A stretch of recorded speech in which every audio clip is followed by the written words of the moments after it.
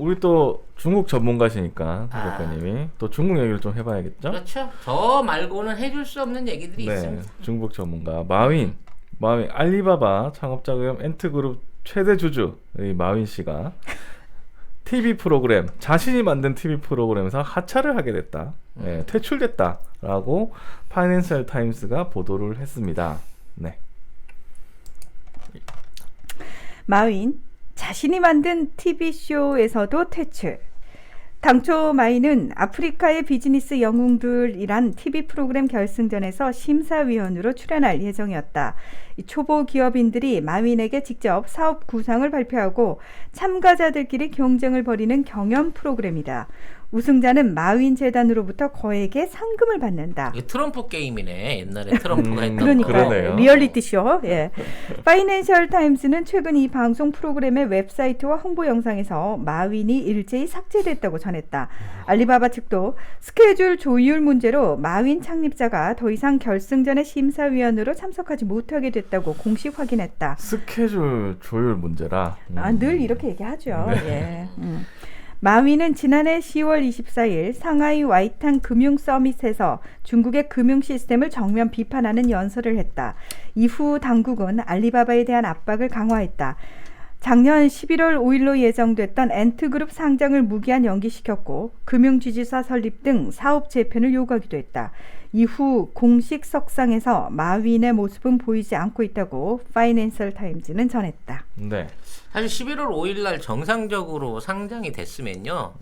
약 49조 원, 거의 50조 원 가까운 돈을 땡겼을 겁니다. 마윈이. 네. 그게 이제 그 엔트 그룹이. 엔트 그룹 자체가. 네. 그리고 이제 여기에 관련돼 가지고 굉장히 많은 검은 돈들이 이 세탁이 될 수 있는 기회였어요. 근데 이런 부분 안에서 미 대선이 또 엮인다는 게 나는 더 신기한 거예요. 대선이 네. 미국 대선이 여기서. 그렇죠. 지금 이 미 대선 중에 이제 제일 문제가 많은 게 도미니언이고, 그다음에 솔라윈즈 뭐 이런 솔라윈즈 시스템이 이제 도미니언하고 연결돼 있었고, 솔라윈즈 시스템의 허술한 해킹을 통해서 미국의 10,000개 이상의 정보기관과 뭐 기업체들이 다 털렸다. 그리고 그 정보를 중국이 다 들여다봤다라고 하는 얘기가 있잖아요. 근데 이 솔라윈즈 시스템 안에 그 자본 구성을 들여다보게 되면 실버레이크라고 하는 이 IT 전문 사모펀드가 있습니다. 이 실버레이크가 사실상 미국 안에 굵직굵직한 굉장히 많은 그 IT 기업들에 대한 이 소유를 진행을 하는 거거든요. 그러니까 IT 전문 사모펀드예요. 그래서 이 사모펀드의 공동 창업자가 ATT입니다. ATT. 네, 이번에 사고 났었던 AT&T. 그러니까 ATT가 AT&T 계열의 또 같은 회사라고 보시면 돼요. 그래서 이 공동 창업자 이 펀드의 공동 창업자 글렌 허친스가 아까 얘기한 대로 AT&T의 이사진이기도 하고요. 빌 클린턴의 고문입니다. 그리고 현재 오바마 재단의 이사죠. 근데 얘네가 알리바바에 투자한 게 5억 달러입니다. 그러니까 미국에 있는 기업들 중에 처음에 이제 알리바바를 홍콩에 상장하라 했는데 말 안 듣고 미국에다 상장을 했단 말이야, 마윈이. 그래서 굉장히 그 시진핑이 안 좋게 보고 있는 상황이었는데 이 당시에 가장 많은 지분을 취득한 기업이 AT&T 공동 창업자. 그러니까 방금 얘기한 이 레이크 관련 실버레이크 펀드 창업자들이 이 미국 안에 있는 알리바바의 주요 주식들을 과점하고 있는 상태라는 거지. 그러니까 알리바바는 사실 민주당 세력들하고 연결돼 있다는 고리가 미국 민주당. 네. 미국 민주당 세력들, 빌 클린턴과 오바마와 연결돼 있다는 고리가 여기에서 추가로 나오는 거예요. 이런 얘기 나 아니면 아무도 안 해줘. 그렇기 때문에 그렇기 때문에 아까 얘기한 대로 솔라윈즈를 비롯한 관련돼 있는 미국 안에 주요 정보가 AT&T 서버를 통해 가지고 알리바바의 미 본사로 들어갔고 이 자체가 중국으로 전해졌다라고 얘기할 수 있는 합리적인 의심이 가능하다는 거야. 결국 알리바바는 미국 안에서 민주당하고 지금의 중국 공산당을 연결해주는 역할을 했고 그 중국 공산당은 시진핑이 아니라 장점인 세력이었을 가능성이 크다는 거고 이번 선거 부정에 있어서 연루되는 과정 중에 실버레이크와 솔라윈즈와 도미니언과 AT&T가 한 몸으로 다 엮여져 있고 그 부속으로 CNN이 걸려 있단 말이에요. CNN. 그리고 이와 관련해서 이번에 폭발 사고가 났던 내슈빌의 그 빌딩 안에 이와 관련된 정보가 보관돼 있을 가능성이 높다라고 하는 일종의 합리적인 의심이 맞아 떨어지는 거죠. 그 다음에 이와 관련해서 이제 그 테네시주에 있는 뭐였죠? 인쇄소 하나가 큰 인쇄소예요. 엄청 큰 인쇄소였는데 이 인쇄소 하나가 내슈빌에 있는 그러니까 로체스터 시내에 그 인쇄소 하나가 굉장히 오래된 인쇄소 하나가 작은 폭발 이후에 대형 화재로 해갖고 완전 소실됐어. 거의 한 4, 5천 평 되는 공장 건물보다 시스템 자체가 완전히 다 소실돼 버렸는데 그 처음에 화재가 났을 땐 입구에서 살짝 불이 일어난 정도였는데 갑자기 내부에서 있는 기계들한테 옮겨붙더니 공장이 전소가 돼버린 거예요. 그렇게 되려면은 사실 인쇄소라는 것은 위험 물질을 다루는 곳이 아닌데 그렇게 사실 전소라는 게 작은 불로 시작됐지만 폭발적으로 전소가 되는 경우에는 위험한 물질을 다루는 화학 공장이라든지 요런 케이스거든요. 그래서 이 이제 인쇄소 시티블루 이메이징 서비스라고 하는 인쇄소인데 이게 같은 날인 거야. 내슈빌 폭파 사건하고. 근데 이 인쇄소가 왜 의심을 받고 있었냐면 여기에서 불법 투표 용지들을 제작했다라고 하는 의심을 받고 있는 거거든. 뭐 결과적으로 얘기하자면 지금 마윤에 대한 일종의 압박은 두 가지 차원에서 얘기를 볼 수 있는 거예요. 일단 미국 민주당하고 연결고리를 끊기 위해서 시진핑이 일종의 이제 선제적인 조치를 취했다라는 부분인 거고, 자 미국에는 아까 얘기한 솔라유스 시스템즈의 최대 주주가 있고 중국에는 원자바오라고 하는 전 총리가 여기에 엮여져 있단 말이야. 그렇죠. 그러니까 원자바오와 미국의 민주당 라인이 사실 그 과거에 이제 후진타오 시절에 10년 동안 원자바오가 총리를 했잖아요. 그러면서 굉장히 밀접한 관계들을 만들어 왔었고 이걸 통해 가지고 일종의 그 관계를 연결시켜서 만들어낸 게 알리바바였는데 결국 알리바바를 털게 되면 미국 민주당과 중국 공산당 간의 정보 공유의 커넥터가 드러나지 않을까라고 하는 또 하나의 합리적 의심이 가능하다는 거지. 결과적으로 모든 적폐는 연결돼 있었다는 거야. 이런 얘기를 송 작가님 누가 해주냐고. 압류. 자, 그렇게 되면은 시진핑의 선택은 트럼프네? 그렇지. 지금 시진핑의 선택은 어차피 당내의 반발 세력을 제껴버리기 위해서 어느 정도 미국한테 굴복하면서 시진핑의 트럼프의 입장을 세워주면서 그와 반대로 연결돼 있던 민주당하고 연결고리를 갖고 있던 반 시진핑 세력들에 대한 대대적인 숙청을 해야 되는데 아프다고 들어 누웠잖아. 그러니까요. 아직도 안 나타나고 있단 말이야. 공식 석장에. 그렇죠. 자, 이게 실제 아픈 건지 아픈 척 해놓고 페이크다 이놈들아. 페이크로 이걸 해놓고 갑자기 이 군대나 막 특경들을 동원해갖고 얘네들을 갑자기 막 부정비리 뭐 이런 걸로 해갖고 때려잡을지는 이것도 좀 지켜봐야 될 사안이라는 거지. 아프다라고 만약에 페이크를 썼다면 그 정도로 아직까지 반 시진핑 세력이 많이 남아있다는 거잖아요. 그렇지. 내부에. 지금 반 시진핑 세력들의 핵심은 두 군데가 있어요. 첫째는 상하이를 비롯한 그 상하이 주변에 있는 군벌들. 근데 사실 무장은 별로 없어.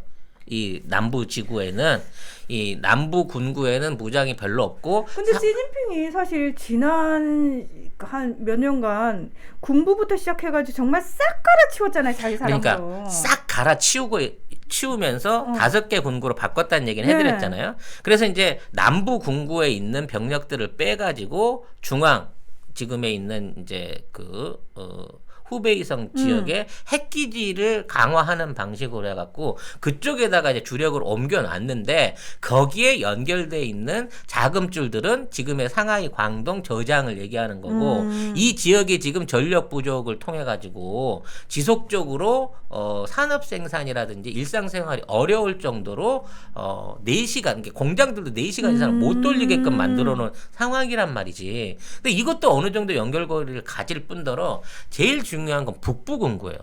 심양을 중심으로 한 북부 군구는 사실은 시진핑 말 안 듣습니다. 왜냐면 얘네들이 원래부터 중국에서 최초로 생겼던 게 팔로군을 비롯한 원래 처음에 북부 군벌 자체가 최고로 강한 군벌이었거든. 그렇죠. 그러니까 이 군벌은 사실 건국의 영웅인 거예요. 그렇죠. 여기에 장학님이 사안 사업에는 안 일으켜줬으면 이게 아예 공산당이 생존할 수가 없는 입장이었거든. 그래서 전통적인 북부 군부가 강성을 띠고 있고 이 강성 군부가 사실은 지금의 북한을 다 지원하고 있어요. 그래서 그 권력을 빼앗기 위해서 시진핑이 북부 군부에 집중돼 있었던 이건 나 아니면 안 해주는 얘기야. 이거 사실 지금까지 송 작가님 방송 들으신 분들은 금방 알아들을 내용이에요. 예전에 다 했던 내용이어서. 북부에 몰입돼 있던 주 병력들이 기갑사단이었는데 이거는 전부 다 러시아하고 이 북한 접경으로 빼고 거기에 있는 핵무기들을 다 빼가지고 이 중부 군구로 다 옮긴 거야. 그리고 있기 때문에 얘네들이 가질 수 있는 무장이 많이 약화됐어요. 그래서 얘네들이 실제적으로 자금하고 기술을 지원해갖고 북한의 핵 개발을 시켰다라고 하는 의혹이 있어. 그러니까 시진핑은 북한 핵이 개발되는 걸 원치 않았지만 그렇지. 북부 군구가 시진핑이 자꾸 힘을 빼니까 이 통제할 수 있는 북한 쪽에다가 일종의 물질적인 기술적인 자원을 갖고 핵무기를 만들게 하고 그 기술을 제공했다는 거지. 그래서 그 핵 스위치를 실제 북부 군구가 쥐고 있고 여타하면 이거를 눌러서 베이징을 공략할 수도 있다라고 하는 일종의 이제 북부 군구 반란 음모설이 있어요. 그래서 지금 묘하게도 정전 사태를 비롯해서 국유 기업들의 부도 사태가 집중적으로 일어나고 있는 게 이 남부와 북부 지역에서 동시에 진행 중이라는 거지. 그렇기 때문에 시진핑이 내부적으로는 거의 반내전의 상황에 가까운 일종의 내부적인 쿠데타나 내부 세력들을 정리하기 위한 굉장히 위험한 작업들을 하고 있는 게 아니냐라고 하는 추측도 가능한 상황이라는 거죠. 네. 근데 충분히 가능성이 있는 게 사실은 시진핑 들어서고 나서 북한이 중국하고의 관계가 굉장히 나빠졌죠. 공식적으로 나빠졌거든요. 아예 부르질 않았으니까. 근데 왜 순망치 않의 관계였다고 그러잖아요. 근데 이건 뭐냐면 중국 공산당이 생겨날 당시에 곧 즈음에 북한하고의 관계 때문에 사실 그 관계가 형제의 관계가 이루어진 건데 시진핑은 거기서부터 단절을 했거든요. 그래서 그것 때문에 사실은 그걸 가지고 북한이 이제 중국에 팽당했다. 그래서 북한은 고립무원의 상태에 빠졌어라고 판단한 국제정치평론가들이 되게 많았어요. 근데 오히려 아까 얘기한 대로 기존에 이걸 생각하셔야 돼요. 지금의 북한하고의 경제적 교류를 갖고 온 건 북경에 있는 세력들이 아닙니다. 동북 삼성에 있던 세력들이었고 그 세력들이 북부 군구를 차지하고 있던 과거의 군부 세력의 후예들이라는 거예요. 그들의 연계 관계는 북한하고 지속적으로 유지가 되고 있는 상황에서 오히려 북한을 부추겨서 핵 개발을 강화시켰고 미사일 도발을 뒤에서 조장하면서 뭔가를 이루고 있을 가능성이 높다는 거지. 그래서 이러한 전제를 봤을 때 시진핑이 만일에 북부 군구의 힘을 어떤 형태는 진압하고 완전하게 빼게 된다고 하면 남북 관계에 있어서의 훈풍 모드도 훨씬 빨라질 수 있다는 거야. 왜? 그나마 남아있던 중국의 마지막 고리마저도 시진핑이 끊어줘 버리는 거기 때문에 우리한테 말고는 기댈 데가 없는 상황이 만들어질 수 있다는 거죠. 그리고 북한 입장에서는 사실 그 순망치 않은 관계일 때도 늘 내부적으로는 중국을 경계하는 마음이 기본 그렇죠. 노선으로 깔려있기 때문에 북경은 늘 경계했고요. 그렇죠. 네. 그게 깔려있기 때문에 사실은 그 북부 군벌 역시 자기네가 필요하기 때문에 북한과 그렇지. 밀착을 한 것뿐이지 북한 입장에서도 이쪽에 힘이 빠져서 이쪽에 어떤 활용도가 떨어지게 되면 당연히 손절을 하는 거죠. 그래서 북한이 소유하고 있다고 하는 뭐 20개 이상 되는 핵무기들 자체가 굉장히 시진핑한테 꺼림직한 거는 시진핑의 북경 집단이 현재 김정은을 통제하지 못하고 있는 상황이라는 거예요. 이 통제는 옛날 그 6.25 전쟁 때부터 팔로군으로부터 끈끈하게 맺어져 있는 지금 심양 지역을 동북 삼성을 지배하고 있는 그 북부 군구의 사람들하고의 연관성이 중요한 거기 때문에 만일 역으로 생각하고 우리가 남북 관계를 빨리 해결해가지고 우리가 통일된 한국의 시스템을 만들어내게 된다 그러면 지금 북부 군구에 있는 사람들은 북경편에 붙지 않고 통일 한국의 통합을 요구해올 가능성이 그렇지. 높기 때문에 지금이 우리한테는 여러모로 호기가 될 수 있다는 겁니다. 우리 이제 영국 키키 제품들을 본격적으로 광고하고 있습니다. 네, 네이버에 영국 키키라고 치셔야 접속할 수 있는 사이트가 있는데 이제 굉장히 다양한 종류 식품들이 있어요. 영국 키키. 네, 5개 브런치에 한 120개 정도 제품들이 있는데 지금 이제 들어가서 보시면 제일 주종으로 있는 게 레시틴이나 MSN, 식이유황 그리고 차전자피 뭐 이런 것들 MSN 안에는 비타민 D도 함유되어 있는 것으로 알고 있습니다. 배송지 적고 주소 적으면서 밑에 보면 요청사항 거기다 송작가 TV만 쓰시면 2개를 시켰는데 3개가 오는 기적이 일어나게 된다는 겁니다, 여러분. 사이트를 어디로 그러니까 들어가야 어느 될지. 사이트 다 들어가셔도 됩니다. 가급적이면 네이버페이로 결제를 하시는 게 네이버페이로 혼선 없이 빨리 가실 수 있다고 합니다. 네. 그럼 2+1 기간이 언제까지냐고 박혜라님이. 송작가 맘대로죠.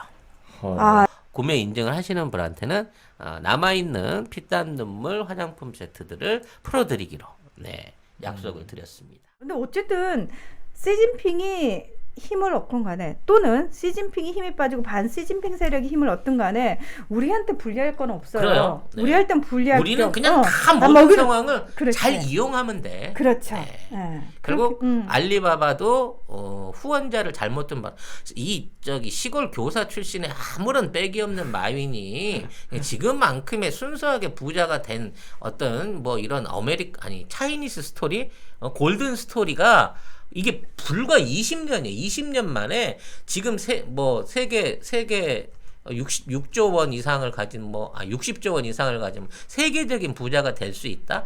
이거는 중국 사회에서는 있을 수 없는 일이고요. 그에 대한 원래 주인이 밝혀지고 있는 과정 중에 마윈이 일종의 조사 대상이 된 거죠. 마윈이 입을 어떻게 여느냐에 따라서 미중 관계 또는 중국 안에서의 시진핑 세력과 반시진핑 세력의 일종의 어떤 전선이 완전히 뒤바뀔 수 있다. 그래서 마이는 지금 엄청나게 빡세게 우리나라 검찰이 하듯이 조사받고 있을 가능성이 높다고 보여집니다. 그래서 스케줄상 TV에 못 나온다는 게 그 스케줄이에요. 그렇지. 지금 신문 스케줄이 이만저만이 아니야. 중국은 이런 사람들 있잖아요. 왜 재벌이라든지 고위 정치인들 같은 경우에 신문할 때 그냥 하지 않아요. 근데 정말 모초로 데려가가지고 빡세게 하거든요. 그리고 그거 유명하잖아. 왜 그 ICC 저기 소장이었던 분도 그렇게 끌려갔잖아요. 그러니까 인터폴 인터폴 수장도 끌려갔잖아. 그냥 소리 소문 없이 끌려가서 자동 해고가 돼. 중국 안에서 그냥. 끌려갔는데 와이프가 아무리 그 나라 밖에서 제 남편 살려주세요 해도 소용이 없다니까요. 네. 인터폴 국장도 끌고 가서 바로 그 구속시켜버리는 중국인데 뭐가 통하겠어? 아무것도 안 통해. 마이는 사실 중국 공산당이 지금 억류하고 있지 않으면 다른 쪽에 의해서도 죽임을 당할 수도 있기 때문에 사실은 보호 차원일 보호 수도 차원일 있어. 수도 증거 있어요. 인멸을 하려고 하는 세력이 오히려 마윈을 노리고 있을 수도 있죠. 뭐 갑자기 타고 있던 차량이 폭발을 하거나 아이고야. 또는 대리 운전 기사가 운전을 했는데 아니면 하이난 항공 어. 회장처럼 프랑스로 도망갔는데 사진 찍다가 넘어져갖고 죽어버리는. 그러니까 말도 안 되는 낙상해서 죽어버리는. 말도 안 되는 갑자기 이제 네. 차가 어디가 부딪혀가지고 죽을 수도 있는 무서워. 거고 그래서 보호 차원에서 있다라고 보시면 되고 지금 이제 댓글창에서 자꾸 이낙연 대표를 그럼 어떻게 해야 되는 여러분? 조금만 기다리세요. 우리가 여러분. 직접 할 수 없잖아요. 아니 그리고 저는 그렇게 생각해요. 너 아니지 아닌 거 알았어. 아닌 거 알았는데 보세요. 그러면 저는 사실 문재인 대통령이 이분을 국무총리로 기용할 때 진짜 무릎을 탁 쳤어요. 와, 정말 스마트한 기용이다라는 생각했어요. 그러니까 저는 저 같은 스타일은 완전 얼굴에 그 감정이나 표정에 마음이 다 드러나는 스타일이어가지고 너 아니야? 그럼 나 너랑 말도 안 섞고 이런 그러니까 정말 정치하면 안 되는 사람이거든요. 근데 그냥 폭탄이나 던져자. 그러니까. 근데 고단수들은 어떻게 하냐면 네가 간장 걸 알아. 네가 밀정인 걸 알아. 그치만 너의 쓰임새는 있어. 그래서 너의 쓰임새대로 나를 위해서 또는 더 큰 대의를 위해서 써주겠어. 이게 고단수거든. 난 그게 안 돼.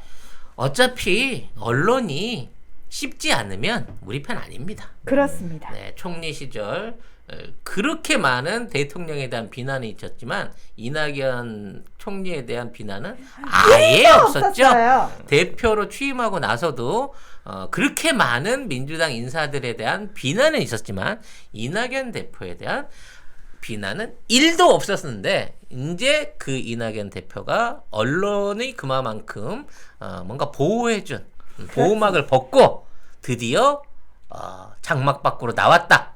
본 모습을 보여주고 있다. 그렇지. 네, 벌거벗은 이낙연의 참모습을 우리가 어떻게 정리할 것인가는 조금만 더 시간을 가지고 알고는 있어요. 여러분 기다려 주시면 될 것 같아요. 고단수가 돼야 되는데 그래 댓글에도 나처럼 독실의 폭탄 던져야 되는 사람들 많네. 그러니까 우린 그래서 정치하면 안 돼요. 예, 우리 같은 사람들은 네. 정치하면 안 돼요. 예. 네.